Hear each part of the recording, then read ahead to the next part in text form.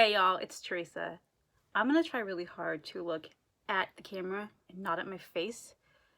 It's difficult. I'm using my iPhone to film, so I tend to want to look at me when I talk. I don't know, it's weird. Does anybody else do this? Like, it's hard to look at the freaking little screen, little tiny dot that's the camera instead of my face. So sorry if I keep doing this and looking at my face instead of looking at you. This is also the third time that I've tried filming this video. The first time, I felt like I was just being rambly, couldn't get my thoughts together. Second time, I was doing good, but fourth way through the video, my dad decides to call me, which interrupts the video. And then I realized I need to make dinner.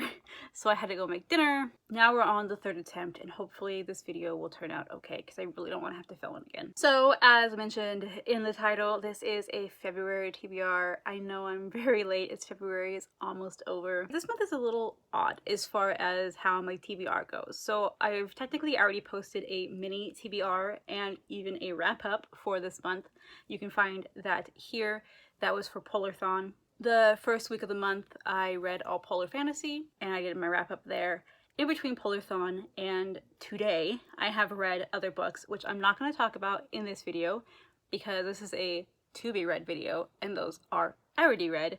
Those I will talk about in my wrap-up, so surprise, you're going to get some video or some books that you haven't heard about yet, at least for me, because I haven't talked about them yet, but I read them, and I'm excited to share what I've read with you. So since we have, a week and a half, maybe, if that, left in February, I really wanted to read some Black literature. So either books written by Black authors or books featuring Black protagonists, Black main characters. I'm doing this because February is Black History Month, and while I was unable to participate in either of the readathons that were going on, I did want to get some diversity in my reading and make sure that I am reading a few books that, again, by Black authors or Black protagonists or main characters, whatever, you know, that kind of thing. So I picked out a few books that I have on my shelves that fit this criteria, and I'm hoping that I will be able to get through them before the end of the month.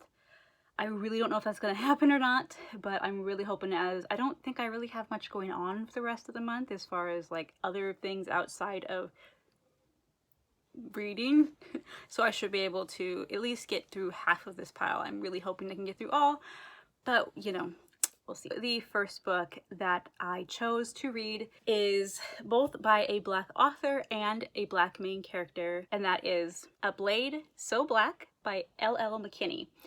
This is actually an advanced reader's copy that unfortunately I didn't get around to, because if you'll come to know me and my channel, I am really bad about reading books that I acquire. This is basically a retelling of Alice in Wonderland, and where Alice is, she's a Black American instead of a white English girl, and she's from Atlanta, Georgia. And this book, I love this book so far. She has so much sass. I love it so much. So this book is about a teenage girl. She's 17, I think, so she's older, living in Atlanta, Georgia, and her father just passed away when she encounters this weird beast-like creature that this random boy comes and kills.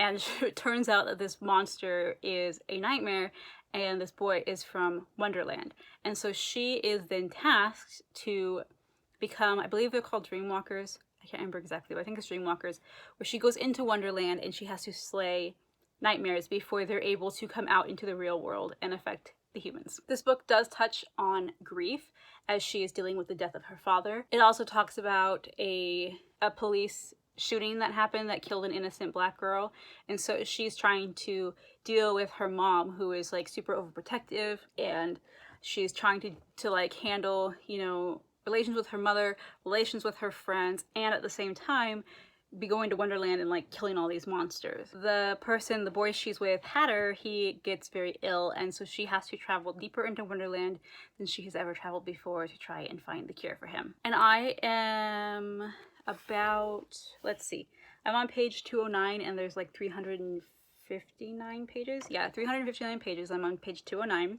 so a little over halfway through, and I am loving this book so far. I love the banter that she has. The sass of this character is so great.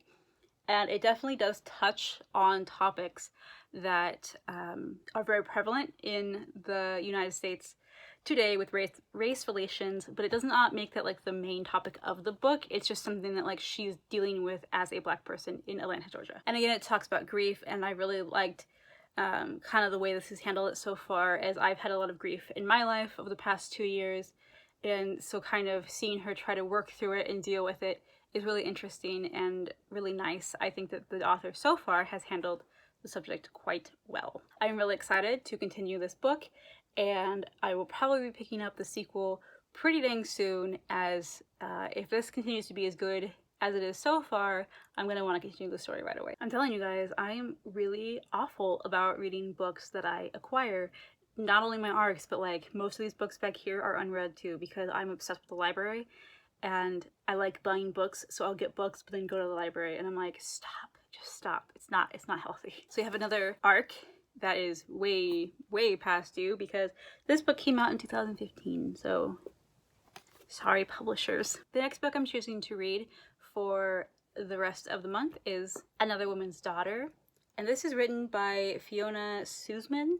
Now this is written by a white author. She is South African, but it is about a Black main character. So it deals a lot with South African politics and racism versus like American politics and racism. So it'll be really interesting for me to kind of read this book and learn, because I know that South Africa, I don't know about nowadays, but South Africa was very racist towards Black people, a lot like here in the States were towards Native Americans and Black people obviously, but like the native people, you had colonists come in and kind of kick the natives out. And I don't know what the relations are like nowadays, but I'm interested to read this book. Okay, this book seems really interesting because it takes place both in South Africa and in England. Basically, this book is about a woman who is a housekeeper for a Black woman who is a housekeeper for a wealthy white family in Johannesburg, South Africa in the 1960s. So I believe, similar to the United States, in the 1960s there was like a race wars or some kind of like rebellion or something. I don't really know the history of South Africa all that well, but I do know it kind of mirrors the United States in the sense of that like Black people were oppressed for a really long time. And so basically racial tensions are getting like really bad in South Africa, and the family that this woman works for is moving to England, and they want to adopt this woman's young daughter, take her to England with them to basically keep her safe. So the mom agrees, kind of unwillingly, like she doesn't want her daughter to leave her, but she knows that by sending her daughter to England she'll be much safer and she will have a much brighter future basically than she would if she was to stay in South Africa in Johannesburg and grow up like with her mother. So it seems like this book might be a split perspective, because it does say that it talks about the mother's struggle with the violence and all the racial upheaval where she lives in Johannesburg, and then the daughter is trying to find her way in England, even though there is racism there. It might not be as blatant as in South Africa, but she still deals with racism as a Black woman living in England, and she eventually feels herself being drawn back to her hometown, and she comes to discover why her mother made the choices she did, and kind of like really like heartbreaking secrets about her mother's life and about her family. To me that sounds really interesting. I normally don't read this type of book. Like this sounds more like a contemporary to me than, or I don't even know what this would necessarily be considered, or literary fiction or something like that. I'm not sure. But anyways, this isn't really my genre, but when I got this book, it sounded really interesting to me, and even though it is not written by a Black author, it features Black main characters, and again, it's the author is South African, and so I think it's not own voices in the sense of she's not Black, but it's own voices in the sense of she knows the country she grew up in and the turmoil that happened in that country. So it'd be interesting to read this and see how she handles it. I know people have issues with people of a certain race or gender or ethnicity or whatever writing people that are different than they are, but I want to give this book a chance and see what it's like, as it does sound quite interesting, and I'm curious to read it and find out if it's any good or not. So the next book that I have looks very similar to the one I just talked about, and that is An Untamed State by Roxane Gay. Roxane is a Black author, and this takes place in Haiti, where I'm assuming the main character is Black as well. This woman is the daughter to one of Haiti's richest sons, it says. I don't know how really their politics work in Haiti, but she comes from an extremely wealthy family. She's happily married, has a kid, like life is great. And then one day she's kidnapped in broad daylight and held for ransom. This book came out in 2014, and it is one of Library Journal's top 10 books of the year. So basically this is a story about the woman who is kidnapped, and while she's waiting for her father to pay the ransom, which he seems to not really want to do, she is basically trying to survive the torments of a man who calls himself the Commander, who basically hates everything that she represents.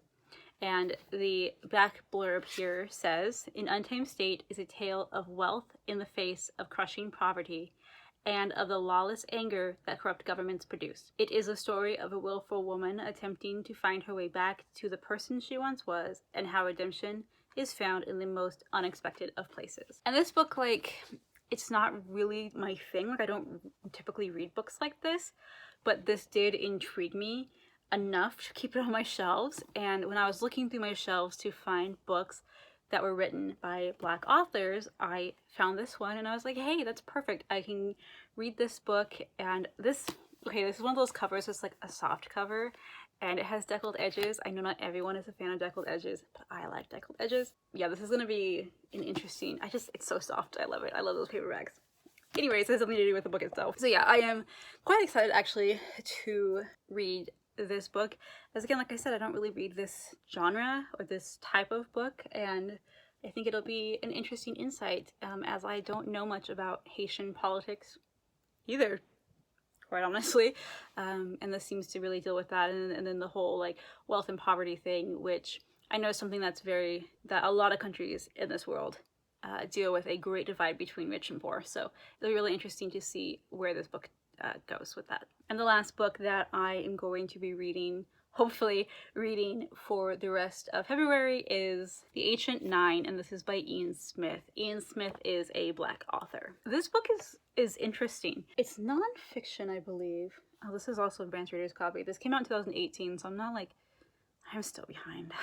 Yeah, okay, so this book is basically the author, it's kind of like his story, but in fiction. So the author grew up always hearing about like Harvard and the prestige of Harvard, and so he ends up going to Harvard University and basically becomes inducted into like secret societies, and so he learns a lot about the secret societies of Harvard. At least this is what I'm understanding from this. This is an arc, so I don't really have a whole lot of information about it, so I apologize if I'm telling you the wrong thing. In the wrap-up, when I read this, I will give you the correct like synopsis of this book.